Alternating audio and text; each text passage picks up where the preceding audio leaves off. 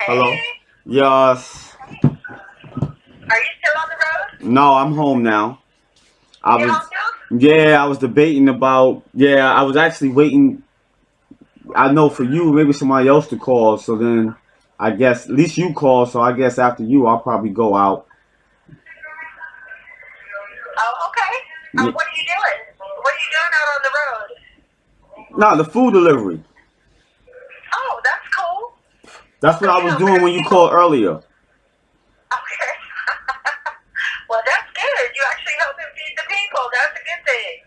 Yeah, it basically, and it's something, keep the money coming in because I be paying for the calls and like like I got y'all number and then it's the other number for like it's every jail got their own site. Like it's not one main site where you could just put money on. You could just talk to everybody in every jail. Oh, Yeah, the federal got yeah. their own, and certain state facilities got. Yeah, it's just ridiculous. It's crazy. That's crazy. You know I what I don't know why mean? they just don't allow us to just call.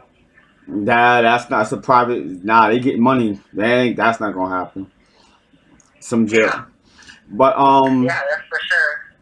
so so what we was talking about earlier. So the place that you in is a medical facility, correct? Yeah, Carswell, Texas is a FMC. Right, for medical. And what kind of medical? What kind of inmates do they have there for medical? Oh, geez, this place is full of mostly. This is the only place in the U.S. that houses and has a program for people with child sex offenses, child molesters, child baby killers, all of that. And so, 86% of this whole prison is child molesters, and the other rest of that population is like drug offenses and white collar. But we are not the majority; we're the minority. No, but I was talking about health reasons. You're saying a lot of people get transferred to the facility where you at who may be handicapped, have like certain type of illnesses, right? Right. So we have dialysis patients, cancer patients, breast cancer, brain cancer. There is everything. There's HIV patients. They've got I mean, almost everything and anything you can think of. We got paralyzed people here that are in electric chairs. We got people that are confined due to degenerative discs in their back. They're confined to wheelchairs. We got pregnant people here. I mean, just a plethora of everything. Right. Like me, I have COPD and I have spinal and neck issues. I have spinal degenerative disc disease in my lower back. I have problems with my neck. I need the neck surgery, but I don't know if I want to do that here, because Right. it's not clean. Right. So basically in a nutshell, the federal facility, so basically that facility where you at is people that come into the federal system. If they have any type of medical issues, they're gonna send them to where you're at. Yeah, Right. mostly. Some of them, like, it depends on their care level. I'm a care level 2, which is chronic care because I have that chronic issue with my back and with my breathing. And then so I'm only a care level 2, so I can still transfer back out to camp or go to other STIs. When you're 3 and above, it puts a medical hold on you, so you can't. This call is from a federal prison. Some people Right. have knee replacements, hip replacements, just Right. all kinds of stuff. No, okay. Mm-hmm. No, I was asking that because moving to the next thing. So, um, you were saying also, so people that may have like a certain type of symptoms from the virus, they're not going to get tested. Mm-hmm. Right. No, Nobody that may come down with certain type of symptoms, a fever, cough, flu-like symptoms. They don't even have they don't have testers there to test y'all, or they're not testing y'all at all. no, they don't. And we're on a military base, so they don't have most of the hospital staff and stuff is like military and training. Some of them are training doctors. Some of them are doctors that have been suspended from their practices for federal crimes, and they have ankle monitors on. some of them have gotten DUIs and they're on probation or whatever, and they get ankle monitors. I mean, we just got all kinds of stuff going on here. Wait a minute. So you saying the prison that you're in is actually on an Army base? It's on a naval base station. Naval base. Yeah, we're on a naval base station in Texas, Carswell base station. Oh, okay. All right. All right. So, but nobody has nobody's tested positive for the virus in there, correct? That you know of. That I know of, no. Right. I know that they're checking staff. I know some staff, they get tested before they come into the facility for a fever, and that's it. Right, they get tested for fevers. Yeah, I think that's kind of standard. That's one of the first things they can do because it's easy. So at least, so if somebody don't, that's usually one of the signs. If someone has a high fever, then they may not even let them come on. They may send them to medical so they can get checked out or whatever. So, okay. We just had a bus of like 32 people come in, and they quarantined the whole bus, and they set them up. I used to be in a faith-based program, and they moved our program downstairs, and they took over the whole area where our program was and turned it into a pop-up quarantine place. So they quarantined the whole bus that just came in, and nobody was presented with any symptoms. It's just that they weren't, they're quarantining people, even self-surrenders. They're quarantining people that are coming off the streets or coming from other places, like if they're coming from county jail or whatever, or sentencing, whatever, from Texas or wherever they come from. Yeah. Yeah. No, that's good. That's a prevention measure. That's good. That's what right. That's what they're supposed to do. That's automatic. They're supposed to do that. Right. Some of the county jails, I don't know about the federal jails, but some of the county jails, they're not even doing that.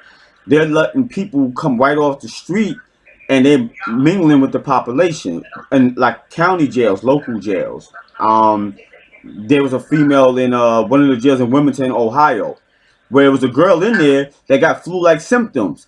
She put her on the phone with me, and she said the medical didn't even really want to see her. They kind of was ignoring her, and I called the jail for her, but allegedly by that time they did see her and they actually let her out early. So that's the other thing too we talking about. So hopefully there's supposed to be talk about letting people like maybe in your facility out early on home release because maybe give y'all an ankle monitor or something. Yeah. But they had held a town hall and they told us that it's not a matter of if it comes into the facility, it's a matter of when. So yes, also so let me understand this correctly. So basically in a nutshell, you was informed that the government or one of the agencies, they are going to release certain people with certain medical conditions. Period. They're going to do that. No, they are. The president has just been talking about it only on the news because of the news stations have been trying to tell them. So, are you willing to are you trying to work out for non-violent elderly offenders and non-violent elderly and pregnant females out of prison or non-violent offenders? And the president said yes, they were working on something. He was considering it, but nothing has ever been submitted. Right, because see, what happens with he may try to run it. He may tell the Department of Justice to do that. You understand? He may not just do it. He could do an executive order, which would be way better, because the Department of Justice, who was ran by whatchamacallit, he's the dude's a devil. The dude's a devil. Period. He's hold on one second. Hello. Hello. You have a prepaid call from Cora, an inmate at Kansas Department of Corrections.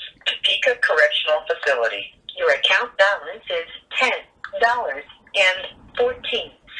To hear the charges for this call, press 2. To accept this call, press 5. To refuse this call will be recorded and subject to monitoring at any time. Thank you for using IC Solutions. You may begin speaking now. Hello.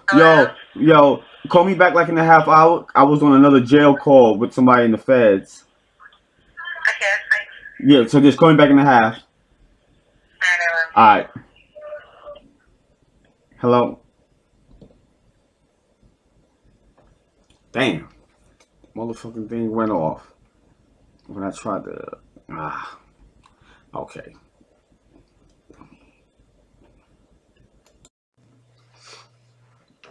Yo, what's up, YouTube? So, as you just seen from the last video, it got cut short. Well, probably like 5 minutes short because the call's only 15 minutes because I had another call coming in. Thought I could have put her on hold, but the jail system got these motherfucking phones rigged. So, but basically in a nutshell, you seen what she was referring to.